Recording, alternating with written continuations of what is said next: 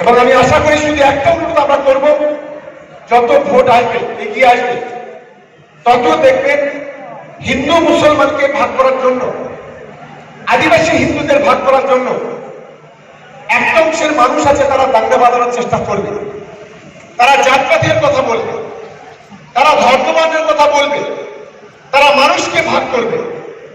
সেই দিকে আমাদের খেয়াল রাখতে হবে।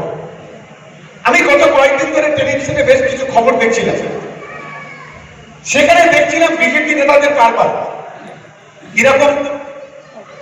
যখন কোনো মুসলমান ধর্মাবলম্বী মানুষদের ইমাম ভাতা মওয়াজ্জের কথা দিচ্ছে, তখন সেটাকে বলা হচ্ছে মুসলমানদের তোষণ করা হচ্ছে।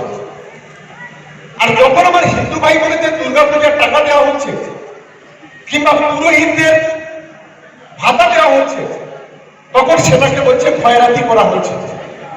কেন এটা হবে? যদি মুসলমানদের যদি ইমাম মুয়াজ্জিনদের যদি ভাতা দেয়, তাহলে সেটা যদি দোষণ হয়, তাহলে হিন্দুদের পুরোহিত বা দুর্গাপূজার টাকা দিলে সেটাও দোষণ করা হবে।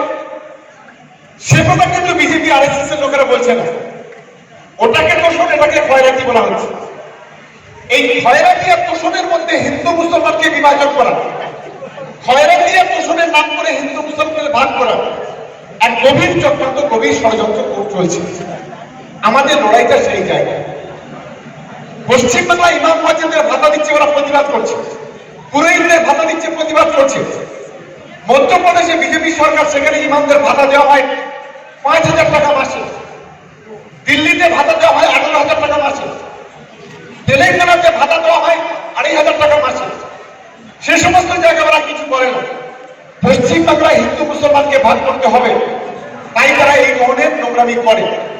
আমি আমার মা বোনেরা যারা আছেন, আমি কৃতজ্ঞ এই বিধানসভার একজন নাগরিক হয়ে।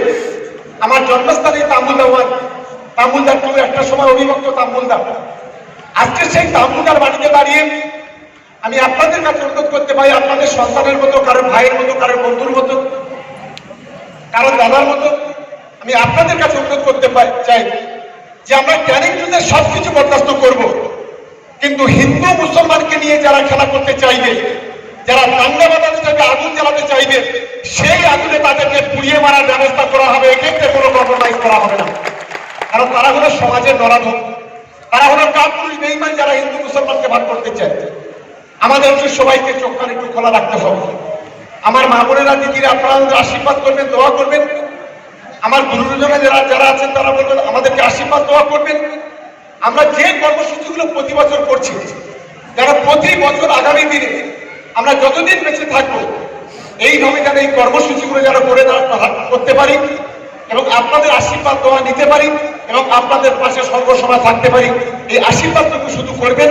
এবং বিশেষ করে আমার প্রিয় নেত্রী, আমাদের প্রিয় মুখ্যমন্ত্রী মমতা বন্দ্যোপাধ্যায়, আমাদের বাংলার যুব সমাজের নেতা অভিষেক বন্দ্যোপাধ্যায়, এই দুজন মানুষকে আপনারা আশীর্বাদ করবেন, দোয়া করবেন।